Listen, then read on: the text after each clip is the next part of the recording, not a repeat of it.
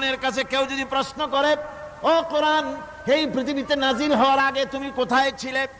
কেউ যদি প্রশ্ন করে, কোরআনে কারীম নিজে নিজের পরিচয় শোনায়, আমি কোথায় ছিলাম শোনো।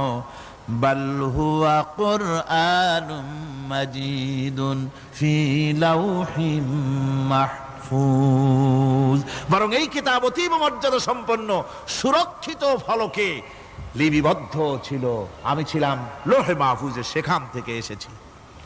যদি কেউ প্রশ্ন করে, কোরআন কি কোরআন, তুমি কার উপরে অবতীর্ণ হয়েছ?